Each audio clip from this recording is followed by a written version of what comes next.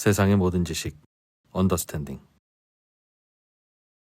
네. 자, 오늘은 또 여러분이 삶에 찌들려서 일일이 못 챙기는 뉴스 중에 예. 그래도 챙겨서 들으시면 좋을 만한 뉴스를 저희가 그렇습니다. 정해서 저희의 최고 민환 기자 웬만한 주제에는 취재 요청도 안 드리는 본인도 그걸 알아서 자잘한 거는 아예 취재할 생각도 안 하는 굵직한 것만 해. 굵직한 것만. 뭐 좀 요청 좀 드리면 뭐 이런 것까지 제가 해야 됩니까? 라는 강한 눈빛을 쏘는 것으로 유명한 네.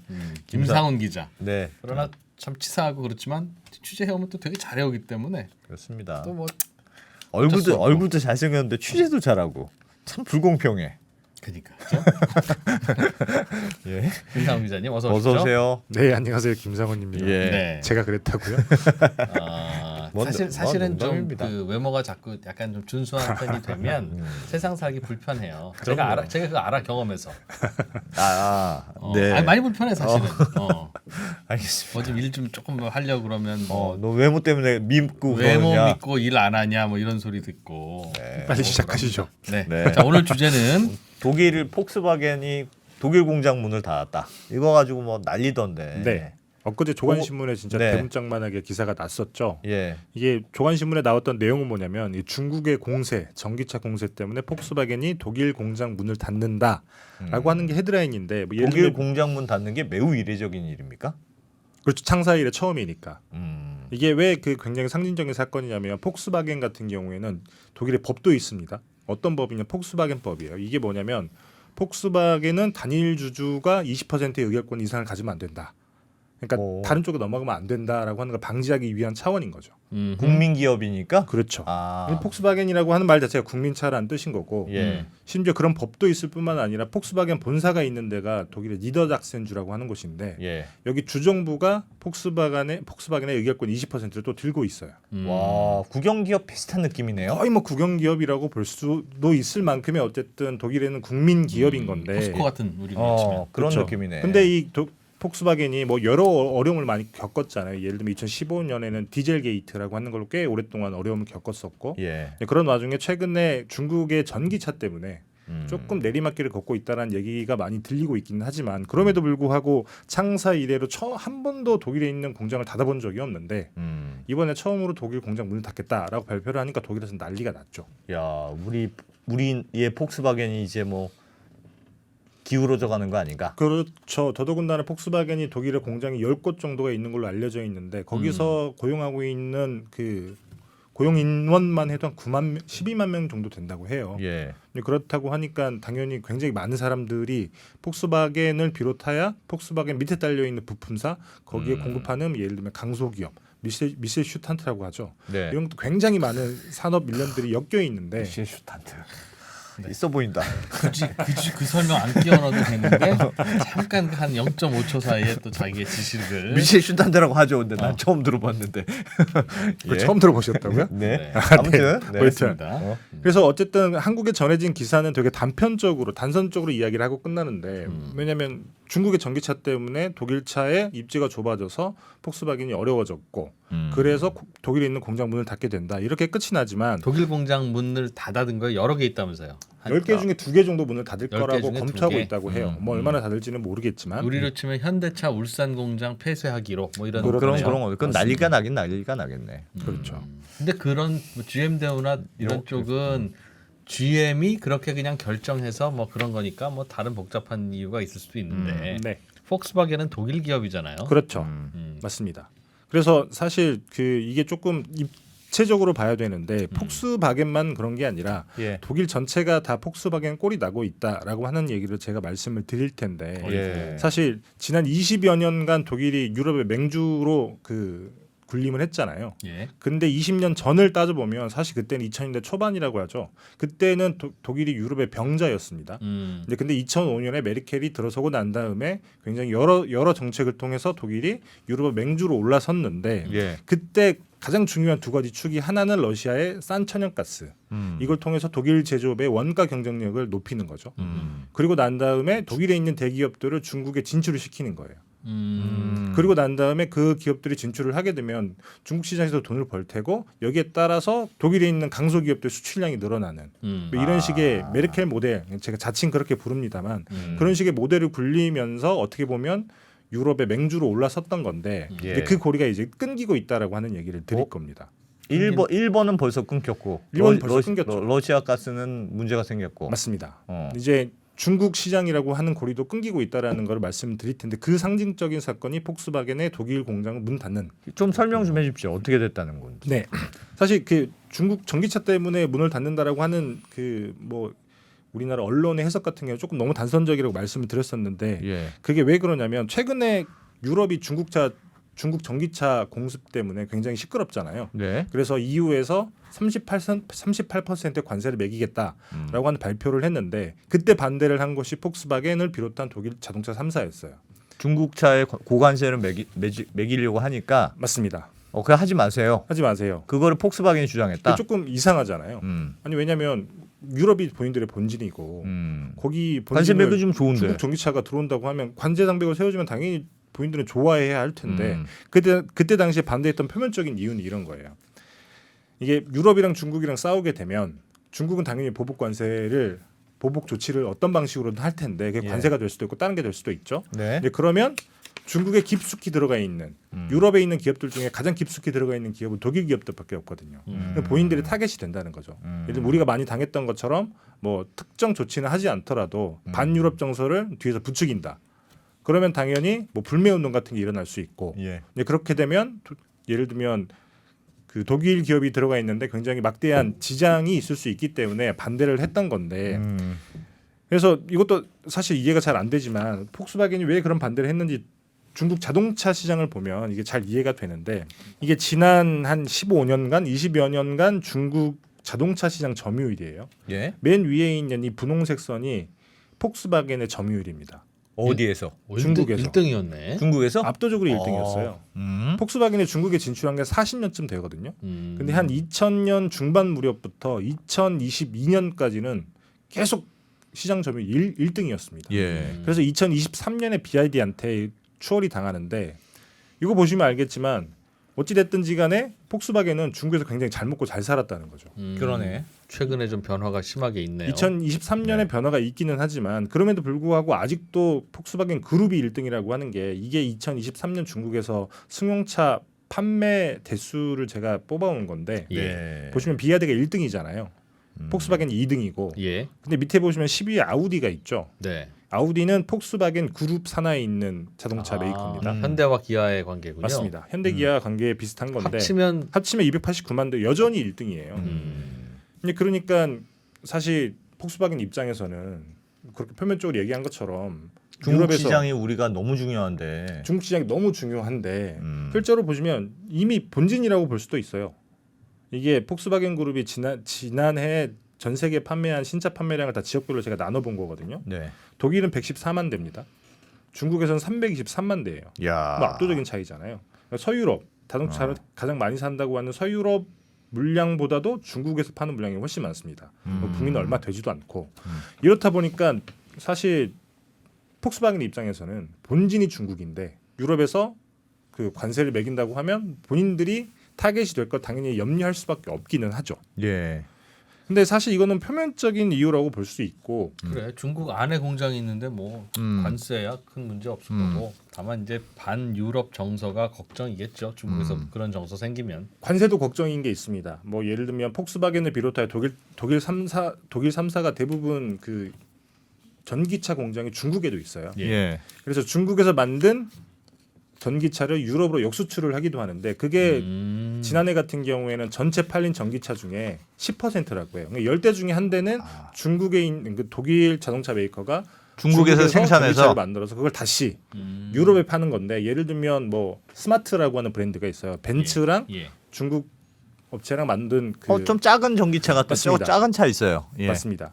그런 식으로 역수출을 하는데 본인들 판매 제품에도 관세를 매겨야 되니까 그런 것 때문에 반대하는 것도 있고 그다음에 표면적으로는 본인들이 타겟이 된다는 것도 있지만 더 어떻게 보면 굉장히 뭐랄까 본질적인 문제가 이런 겁니다. 이 FTA에서 그 지난달에 이런 기획 기사를 냈는데 독일 정부가 중국에서 벗어나려는 다각화 전략에 드라이브를 걸고 있다. 근데 독일 기업들은 대중국 투자를 오히려 늘리고 있다.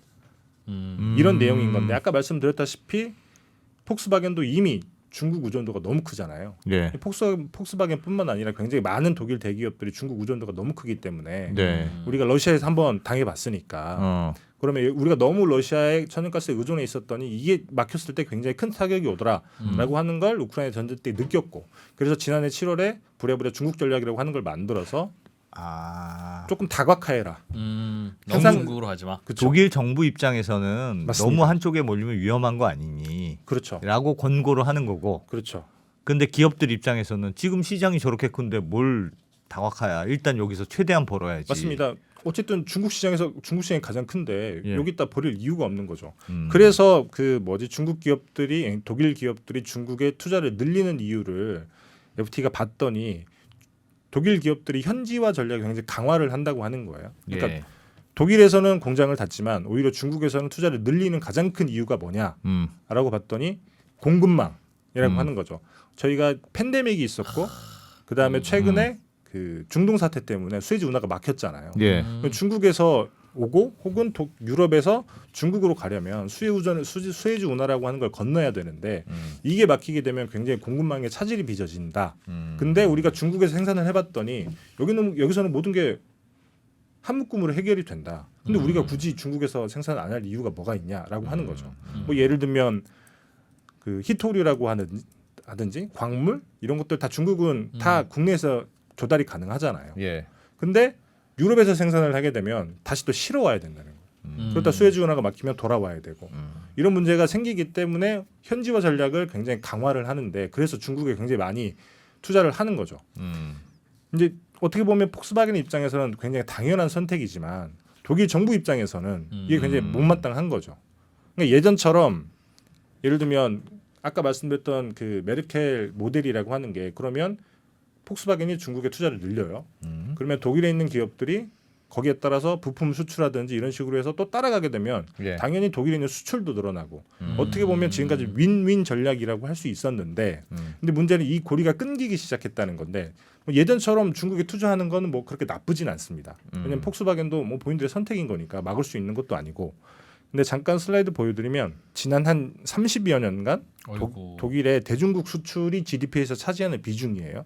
맨 위에 있는 이 그 주황색 선이 독일의 예. 대중국 수출이 얼마나 늘어나는지 보여주는 선인 건데 딱 메르켈 집권 이후에 급증을 하죠. 그래서 한 2022년 기준으로 우리나라보다 대중국 수출이 더 많은데 독일이 그래서 독일 수출이 프랑스, 영국, 그다음에 이태리, 유럽에 있는 주요 강국들의 수출 금액보다 한 2배 정도가 더 많습니다. 주로 뭘 수출해요? 독일로? 뭐 주로 그런 거죠. 자동차 부품, 자동차. 음. 여기 자동차 관련 산업과 거기에 뭐 공작 기계라든지 이런 제조업 관련된 이런 부품들을 굉장히 많이 수출을 했는데 근데 문제는 예전처럼 그 뭐랄까 폭스바겐이 중국에 투자를 늘리고 거기에 따라서 독일에 있는 기업 강소기업들이 또 중국에 수출을 하게 되면 예. 예전처럼 똑같이 돌아가는데 이 전기차로 넘어가면서 그 고리가 끊긴다는 겁니다. 왜냐하면 전기차 같은 경우에 독일에 있는 기업들이 굳이 독일산 부품을 사올 필요 없으니까 맞습니다. 폭스바겐이 그리고 심지어 뭐 자잘한 다른 아하. 부품들 같은 경우에도 이미 중국에 있는 현지 업체들의 경쟁률이 굉장히 높아져서 폭스바겐의 입장에서도 굳이 돈 들여서 독일까지 가서 그 부품들을 사야 될 이유가 없는 거예요. 그 폭스바겐 입장에서도 굳이 나라를 배신할 것도 아니었는데 맞습니다. 전기차 바람이 불면서 변한 거네요. 하다 보니 점점 더 현지화가 돼버린 거네요. 그렇기도 하고 이제 어쨌든 전기차에서는 어쨌든 폭스바겐이 밀려 있으니까 글로 네. 가기는 가야겠지만 근데 문제는 뭐냐면 본인들이 어려움을 겪고 있으니 전체적으로 봤을 때 구조 조정을 해야 되잖아요. 예. 전 세계에 폭스바겐 공장이 한 120개 정도가 있는데 예. 그중에 전기차를 조립하는 공장이 한 72곳 정도 됩니다. 네. 근데 전기차 공장의 절반 정도가 유럽에 있어요. 그리고 20개 정도가 중국에 있고 그러면 이 그 전체 공장들을 다 리스트업을 할 거 아니겠습니까? 예. 리스트업을 해서 어디가 가장 고비용 구조인가? 뭐 유럽에 있는 거겠지. 당연히 그럴 수밖에 없죠. 중국 같은 경우에는 공급망도 잘 갖춰져 있고 심지어는 전기요금도 싸죠. 심지어는 지금 요새는 알리백을 해야 된다고 하잖아요. 알리백을 가장 잘 맞출 수 있는 나라로 전 세계에 중국밖에 없습니다. 그래요? 중국의 공장을 지난번에 제가 말씀드렸지만 전 세계에서 그 재생에너지 발전소가 가장 많은 나라가 중국이에요. 수력 많고 수력도 많고 태양광도 많고 풍력도 많고 심지어 지금 어마어마하게 또 짓고 있고 앞으로는 훨씬 더 많아지겠죠. 중국이랑 독일이랑 재생에너지 발전 비중이 비슷하긴 합니다만 예. 어쨌든 가격 차이가 너무 많이 난다. 진짜 재생에너지를 쓸까요, 중국은? 그 웬만하면 가짜가 많아서. 뭐 그럴 수도 있습니다만 어쨌든 폭스바겐의 입장에서는 전 세계에 있는 공장들을 다 줄을 세워놓고 봤을 때 그러면 우리가 중국 공장 문을 닫아야겠냐 야. 아니면 독일 독일 공장을 공장을 닫아야겠냐. 닫아야겠냐. 더더군다나 중국에 투자를 하는 거는 거기는 전기차 공장을 새로 세우고 R&D를 하는 투자를 많이 하는 거거든요. 예. 지난 4월에 발표를 한 게 중국에 우리가 앞으로 25억 유로 정도 투자를 해서 전기차 생산 시설과 그다음에 그 기술 발전에 돈을 투자하겠다라고 발표를 했는데 굉장히 대조적이잖아요. 중국에서는 25억 유로를 쓰고 여기서는 공장 2개 문을 닫고. 근데 이럴 수밖에 없는 이유가 중국은 어쨌든 그 전기차라고 하는 생태계가 잘 갖춰져 있기 때문에 예. 폭스바겐 입장에서는 앞으로 내연기관차는 저물어 가는 시장이니까.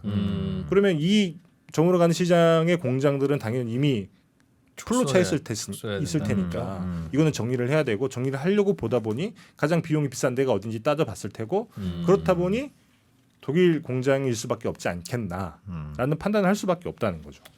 기업 입장에서는 합리적인 선택이네. 맞습니다. 폭스바겐 입장에서는 뭐 어쩔 수 없는 선택이라고 볼 수밖에 없죠. 중국 정부 입장에서는 독일 정부 입장에서는 좀 불편한. 그렇죠. 사실 독일 정부 입장에서는 폭스바겐만 불편한 게 아니라 굉장히 많은 게 불편해요. 여기 잠깐 슬라이드 보여드리면 폭스바겐뿐만 아니라 독일 자동차 3사들이 중국에서 R&D 투자를 늘리고 있는 비중을 연도별로 보여준 겁니다. 이 뭐 여기 실선이 중국에 있는 기업과 합작 투자 건수를 얼마나 늘리고 있는지를 보여주는 거거든요. 예. 최근에 올수록 굉장히 많이 늘어나잖아요. 이게 다 전기차 때문에 중국에서 R&D 투자를 많이 한다고 하는 중국과 그런 독일 수치인 기업이 맞습니다. 합작해서. 그렇죠. 이렇다 보니까 독일 기업들은 중국에 투자를 많이 할 수밖에 없는데 전기차이다 보니까 독일 기업들이 중국에 수출하는 물량이 늘어나지 않는. 그러니까 독일 입장에서는 사실 성장 고리가 끊어진 그런 투자가 될 수밖에 없는 거죠. 어쩔 수 없네요. 어쩔 수 없죠. 어쩔 수 없네. 나라가 경쟁력, 인건비 비싸고 제도가 뭐 복잡하고 인프라가 중국보다 안 좋으니 기업들 입장에서는 나갈 수밖에 없고. 맞습니다. 그래서 현대차와 기아차가 나가도 똑같이 얘기할 수 있을까요, 우리가? 아쉽지만 기업 입장에서는 뭐 예전에 왜 삼성전자가 툭하면 그랬어요. 우리 본사 미국으로 옮길까요? 그럼 맨날 그랬어. 그래서 사실 이게 실제로 수치로도 나타나요. 예. 잠깐 슬라이드 보여드리면 2001년을 일 기준으로 봤을 때 이 녹색 선이 중국의 GDP가 늘어나는 기울기입니다. 그리고 이 파란색 선이 독일의 대중국 수출이 늘어나는 기울기. 한 2020년까지는 그래도 엇비슷하게 같이 성장을 하잖아요. 근데 보시면 2020년 기준으로 봤을 때 여기서 조금 격차가 늘어나기 시작하더니 2023년에는 오히려 전년 대비해서 대중국 수출이 줄어듭니다. 왜 그렇죠? 이게 말씀드렸던 전기차. 그러니까 독일에서 중국으로 갈 게 없는 거군요. 현지에서 다 해결되니까. 그러니까 독일 자동차 3사 그다음에 부품사 이런 대기업들이 중국에 이미 진출을 많이 해놨고 그것 때문에 지난 20년간 굉장히 독일 기업들이 잘 먹고 잘 살았던 건데 얘네들이 중국에 투자를 하면서 전기차로 넘어가는 와중에 이제 그 선이 잘리는 거예요. 저거 우리나라 코리아로 바꿔도 똑같을 것 같은데. 코리아 그러니까. 엑스포트 투 차이나로 바꿔도. 우리는 뭐 한한령도 있고 여러 가지 건 있지만 우리도 한참 그래도. 투자 많이 하다가 그렇죠. 지금은 중국 비즈니스 많이 줄었잖아요. 저희는 조금 독일보다 앞서서 이런 문제를 겪었던 나라 중에 하나인 거죠. 예. 좀 얘기 좀 해줘. 한한령 너희 한번 당하면 너 독한 형이라고 해야 돼. 그래서 뭐. 실제로 로디움 그룹이라고 그 미국에 있는 민간 리서치 기관에서 예. 그런 보고서를 지난 2월에 낸 적이 있어요.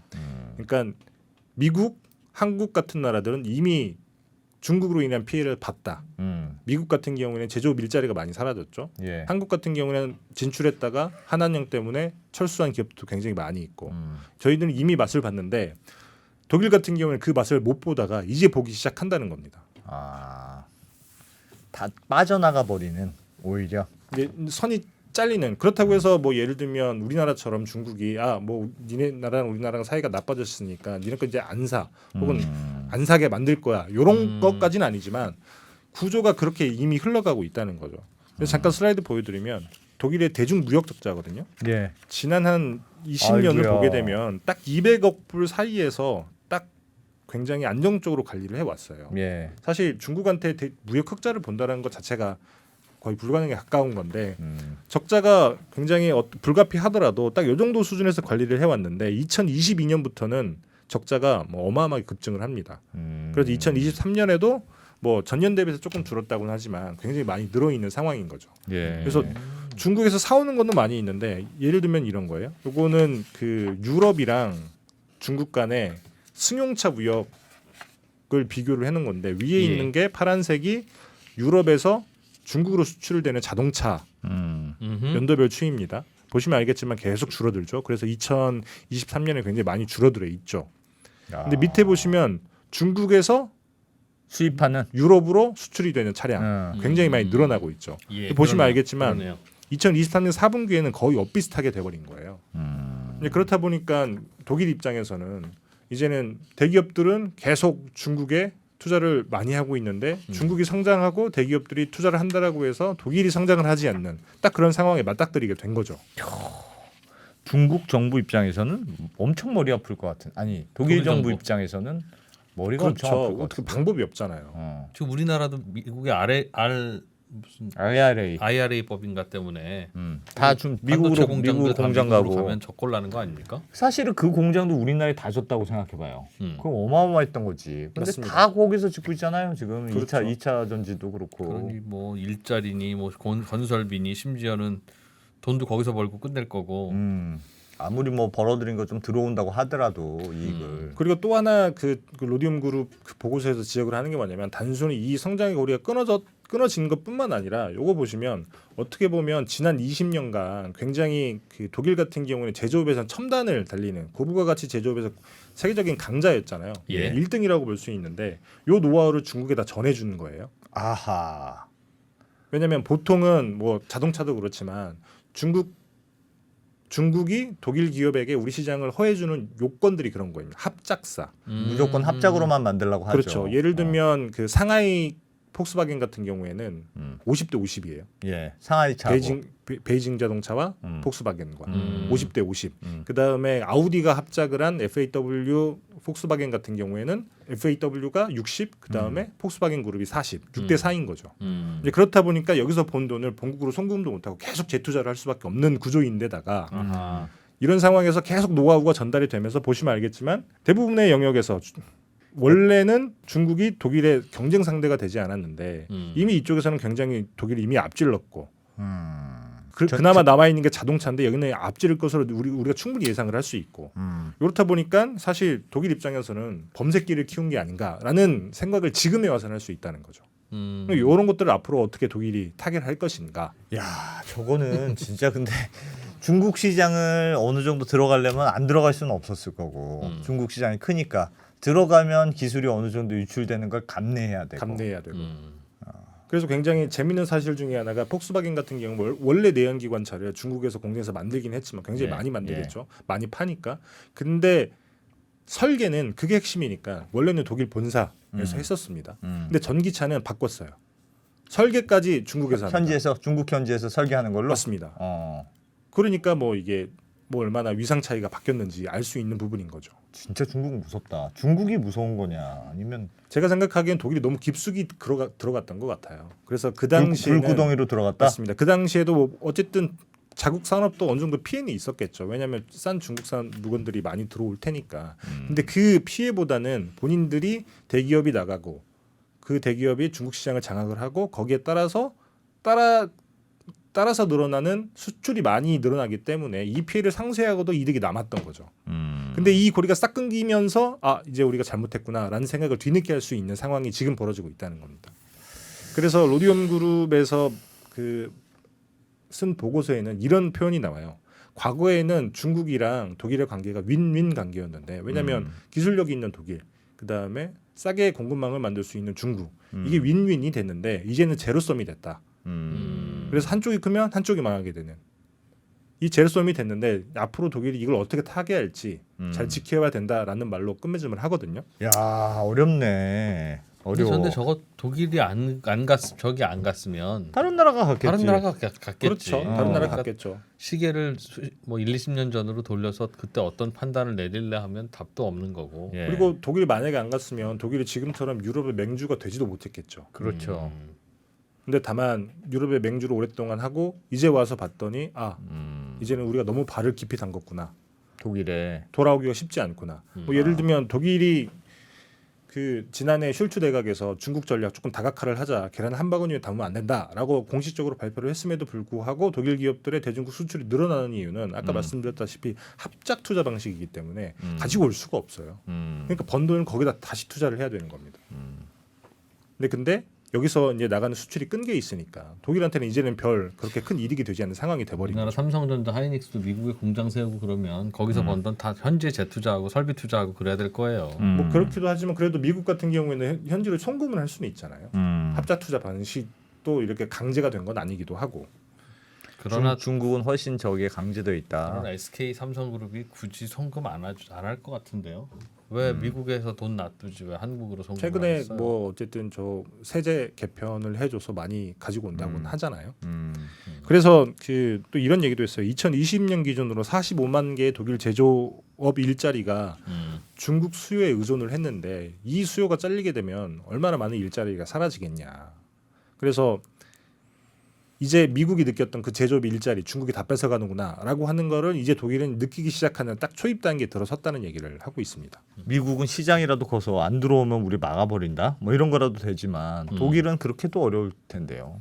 그렇죠. 할 수 있는 카드가 많지. 독일도 어쨌든 수출을 해야 먹고 사는 나라인데. 근데 이게 또 독일 입장에서는 훨씬 더 곤혹스러운 게 어쨌든 지금 EU의 맹주가 독일이고 예. 그 다음에 굉장히 전방위적으로 중국이 유럽에 공습을 하고 있잖아요. 제가 네. 말씀드렸던 뭐 전기차도 있지만 풍력 발전 터빈도 있고 이미 태양광 산업은 거의 뭐 유럽은 고사가 됐고 이런 것들이 계속 줄줄이 이어질 텐데 이때 그러면 독일은 어떤 스탠스를 취해야 되냐? 그러면 본인들이 직접 나서 가지고 중국 너무 심하다. 이건 관세 때리고 이렇게 하자라고 할 수 있냐? 그렇게 하기에는 독일 대기업들이 너무 이미 깊숙이 들어가 있고. 그러면 중국 편을 들자니 계속 본인들의 지위는 위치는 불안해지고 이런 상황에서 어떤 선택을 해야 될까? 굉장히 곤혹스러운 상황에 독일은 처할 수밖에 없다는 거죠. 그러게 안주하지 말았어야 되네요. 맞습니다. 그래서 사실 이 그렇지. 터지고 난 다음에는 굉장히 늦은 그렇지. 거죠. 중국이 너무 달콤하다고 해서 네. 그냥 거기서 그냥 빠져 있었던 거네. 안주하면 안 되지. 중국이 비즈니스가 잘 될 때 새로운 시장을 열었어야 되는데. 그래서 러시아에 한번 의존했다 그렇게 크게 한번 데이고 이제는 조금 뭔가 해보려고 했는데 하고 봤더니 이미 너무 늦었다. 그러니까 그런 사람은 중국으로 간다고 생각하고 독일은 새로운 산업을 키웠어야죠 스스로. 맞습니다. 그래서 포기는 배추 셀 때나 쓰는 단어고 안주는 술 먹을 때나 쓰는 단어다. 그건 어디 그냥 아재 같은 그런 구호입니까? 포기는 없고 안주도 금지. 아이고 남의 같지 않다 근데. 남의 같지가 않네. 우리도 수출로 먹고 살아야 되고 해외에 뭔가 해외 시장 의존해야 되는데. 맞습니다. 화무 11홍이고 그게 진짜 다변화가 정말 중요한 것 같아. 그래서 굉장히 중요하죠. 다변화. 근데 또 사실 한참 우리가 돈 벌고 잘 나갈 때는 다변화라고 하는 게 쉽지 않은 게 일종의 모험인 거잖아요. 예. 안정적으로 들어오는 캐시카우가 있는데 새로운 모험으로 저걸 뚫었을 때 과연 될까? 그러니까 그런 선택은 이제 예를 들면 내가 없는 사람들은 굉장히 모험적인 선택을 할 수 있겠지만 내가 이미 부자인 사람들은 굉장히 보수적인 판단을 할 수밖에 없는 거고 독일은 그렇게 미루다가 지금에 와서 굉장히 큰 고초를 겪어야 되는 상황에 놓이게 된 거죠. 언더스탠딩도 지금 잘 나간다고 지금 그러지 말고. 잘 나가기는 나갑니까? 나죠. 지금 대표님만 잘 나가시는 것 같은데. 아 진짜 걱정이다. 그게 그런 사연이 있다. 그런 사연이 있다.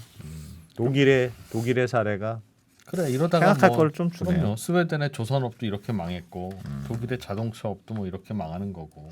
근데 이렇게 생각해 보면 독일의 경쟁력은 제조업이잖아요. 맞습니다. 제조업과 수출이라는 게 선진국이 계속 경쟁력을 가지고 갈 수 있는 영역인가에 대한 퀘스천이 있어. 그러니까 너무 임금도 비싸고 기본적으로 비싸잖아요. 맞습니다. 그러니까 중국이 그 동안에는 그 기술력으로 격차를 만들어 왔는데 중국이나 이런 데는 기술력 엄청 빨리 따라오면 기술력을 조금만 따라오면 엄청 불리한 환경인 거죠. 그러니까 뭔가 따라오지 못하는 뭐 썸띵이 있어야 되는데. 그러니까 주 5일 근무, 주 4일 근무에서 일찍 퇴근했으면 집에 가서 연구 개발을 해야지. TV나 보고 뭐 그러니까 저렇게 되는 거 아닙니까? 저도 자고 하시는 저도 나 집에 가서도 이래. 발전하고 나면 각자 해야 할 일의 종류가 달라지는 거지. 예. 나는 이제 놀아도 된다 그런 거 없다는 거죠. 근데 중국을 보면 기술력도 기술력이지만 사실 중국은 기술력을 따라가는 것도 따라가는 거지만 남들이 갖출 수 없는 공급망이라고 하는 것을 완벽하게 갖춰놨거든요. 예. 근데 그런 어떤 보관 이런 것도 굉장히 중요한 거죠. 독일 같은 경우에도 본인들이 기술력을 앞서 있었다라고는 하지만 우리가 이 공급망 문제가 생기게 되면 이런 식으로 뒤통수 맞을 수 있겠구나. 라고 하는 걸 왜냐하면 자동차 같은 경우는 수만 개의 부품이 들어가는 그럼 제품인 건데 한때 우리나라 세운상가에 가면 전자부품으로 그래. 미사일 빼고는 다 만들 수 있다. 탱크도 만든다 막 그랬었어요. 맞습니다. 그래서 그게 그런 것들을 공급망이죠, 그게. 안보 차원에서 잘 구축을 해놨어야 되는 건데 지금은 그게 다 사라져 버리고 중국밖에 갖춰놓은 데가 없으니까. 험한 일, 뭐 위험한 일, 많이 안 남는 일 이런 거 다 맞습니다. 바깥으로 아웃소싱하다가 어떡하지? 아웃소싱하는 게 더 이익이 많이 이익이면 남으니 안 할 수는 없을 아웃소싱을 테고. 안 할 수는 없고. 그렇죠. 그래서 지금 당장에는 훨씬 더 큰 떡이 있지만 향후 미래를 봤을 때 이게 나중에 도구로 돌아올 수 있겠구나라고 하는 것들을 그래서 안 판단해야겠죠. 대표님이 매일 영상 만들고 나면 썸네일 본인이 다는 겁니다. 왜요? 이거 아웃소싱했다가 안 대표님 집에 가세요. 그러면 끝없는 R&D. 그럴까봐. 네. 자 독일의 네. 아주 조금 우울한 이야기. 굵직한 주제를 던져줬네요. 요거는 제가 조금 너무 두섭게 얘기한 것 같은데 제가 예. 네이버 프리미엄 텍스트에 언더스탠딩 상세히 텍스트. 언더스탠딩 아니에요. 텍스트에 아주 상세히 아주 뭐 설명도 정리해서 잘하셨는데 있습니다. 텍스트에 가면 더 잘 돼 있다. 약간 두서 없는 게 우리 매력이야. 김상우 기자님 고맙습니다. 네, 감사합니다.